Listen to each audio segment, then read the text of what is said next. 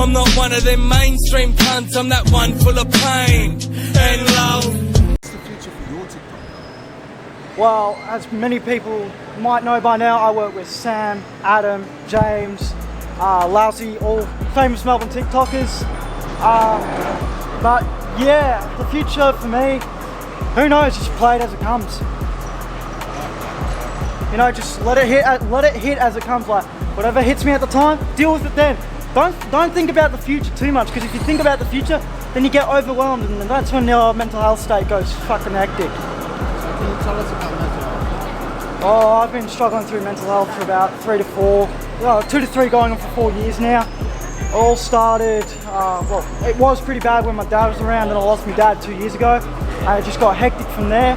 I used to be a part of the Sky High Idiots, if you know them, from a few years ago. They used to be on 7 News doing train surfing and all that. I've gotten back into the, what do you call, hobby of doing it again. It's been about 6 months, and the last time I did it was last week, Tuesday. But yeah, it's risky, but you get that adrenaline rush, and it's better off than doing the shit that I've done to my arm, you know? Like, you don't want to be doing that, because then you leave scars, and then it will, if you go for a job interview or some shit, yeah?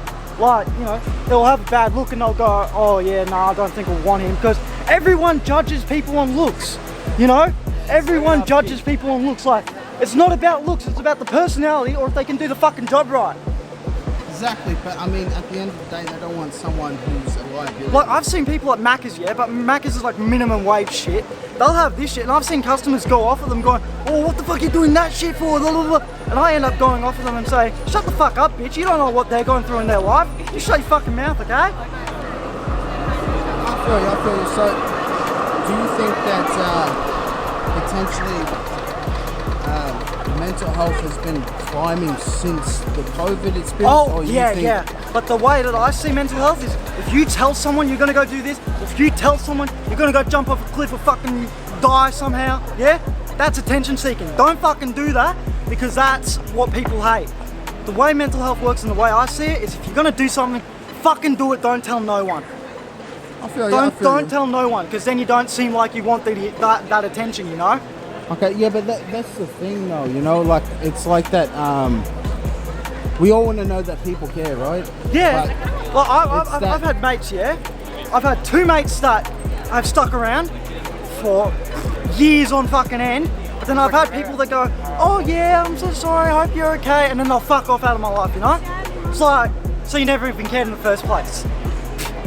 Waste of my time, waste of your time, way to put my mental health state through the roof.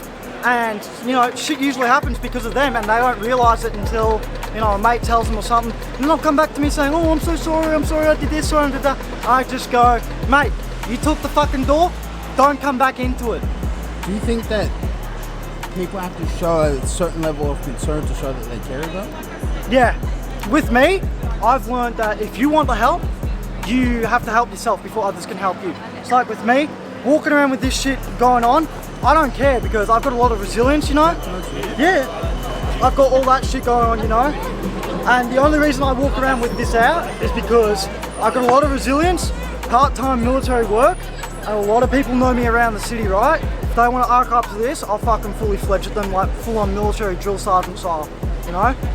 Don't mess around with people with mental health, because you'll fuck with their head, and you could be the last person they talk to. So what do you think about mental health and drugs? Say either pharmaceutical drugs to deal with mental health, or illegal drugs to deal with mental health? You know, because of my mental state and all that, I've pretty much been on and off, started again with the gear, which is not good. But yeah, the ones that are legal that you can have, yeah, they do help. You just got to find the right one, you know? Like, I was on many different medications. Finally found Seroquel, which is an antipsychotic and sedative. I was on 25, then I got up to 50, which I can still fight through. I need to get up to 100 milligrams, but it really does help. Okay, does it help you sleep or does it help you throughout the day? That is an amazing hickey. Because props to you, brother. Because you know, Seroquel's antipsychotic and sedative.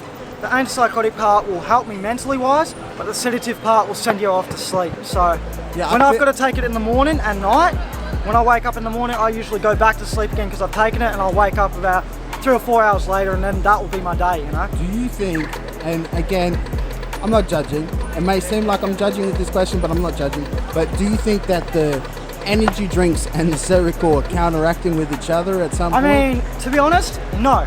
That's why I got on an energy. Well, the main reason I got on an energy drink was to get off the drugs. To get off the drugs, because caffeine is an addictive thingo. But no, I've gotten back on that since. And the reason I still drink energy drinks is cereal makes you tired. You put caffeine in you, it's going to wake you up, so it will counteract that sedative part. Yeah, well, that's why I figured you were taking so much caffeine. Yeah. Well, I mean, caffeine does come with a mental crash too, though, and I can't imagine that being entirely healthy. It gets you that uplift, you know? When you're feeling down, you just get on the vapes, or you have energy drinks to uplift your system, because this is a stimulant, or the bad side with these, and I don't know if it's just me or other people, but sometimes I'll abuse these to the point where I just pass out.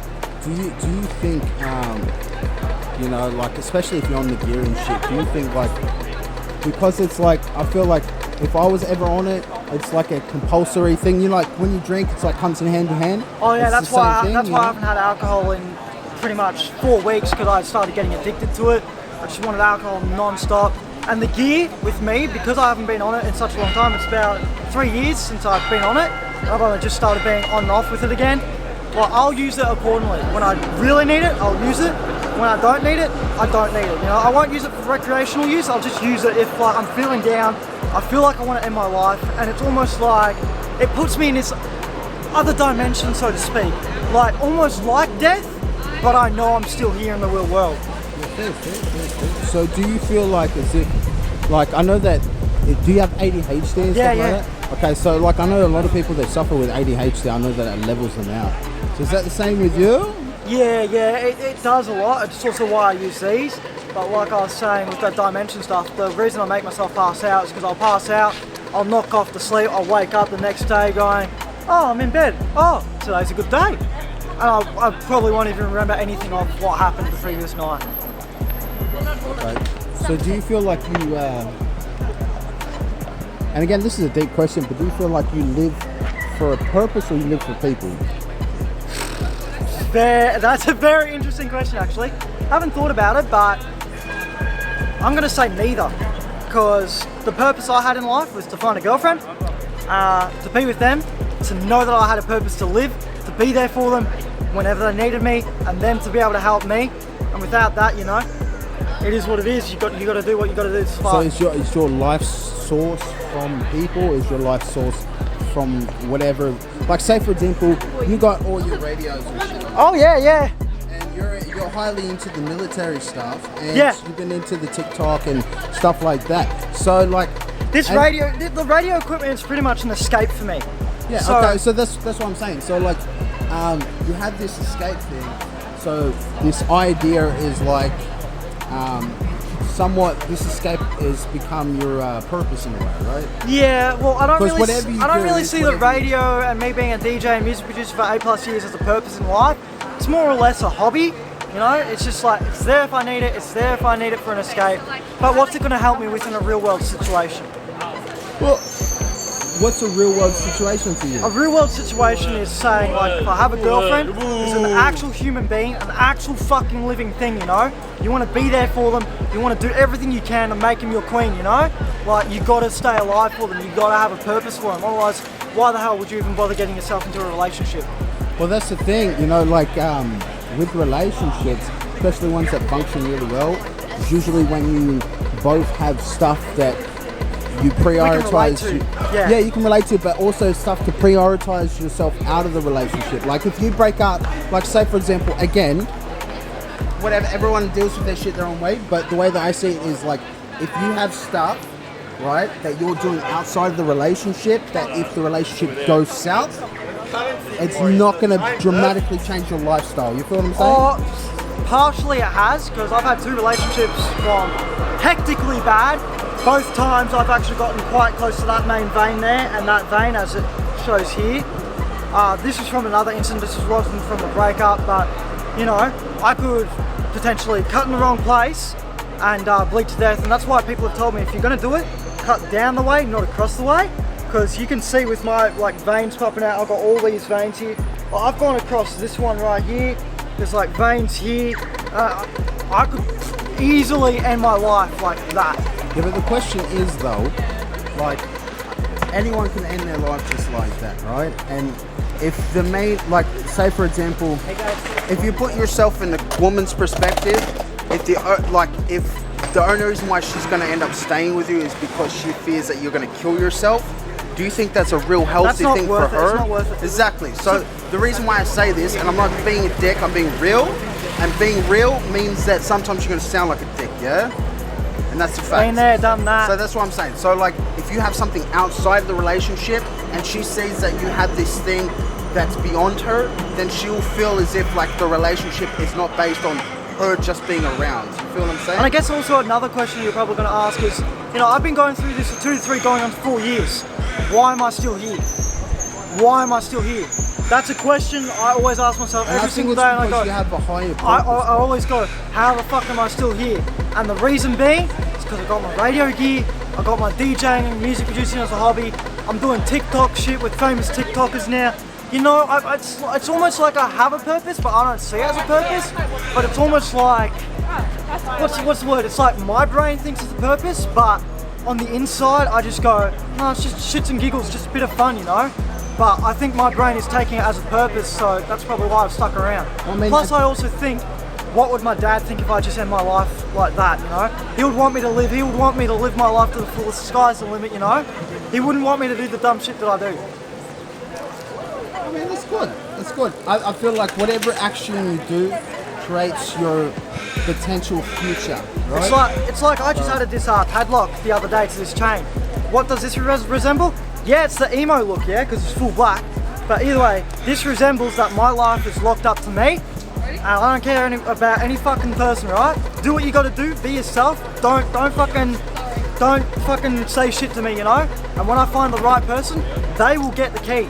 That relationship will get the key, and only they can unlock it. It's very romantic, bro. You know, that's just my life. That is my life right there.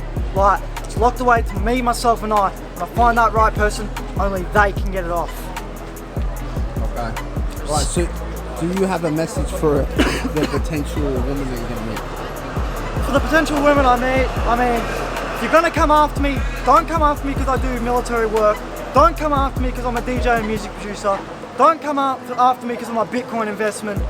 Come after me because you know me personally and you like me for my personality and who I am as a person. Anything else, I'm just gonna say, nah, move along, next, not interested. I've had too many people come after me because my Bitcoin investment, I've got like 9 mil in cash, right?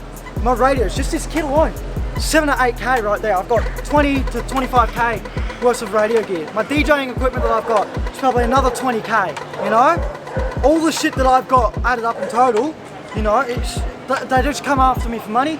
And what do I see that as? Gold diggers. And the girls that come after me for military work, I see them as badge bunnies. And if you don't know what badge bunnies are, they're girls that get turned on by a guy in uniform pretty much. Like, fuck off, I'm not interested. Come after me for me and my personality, for who I am, not what I do.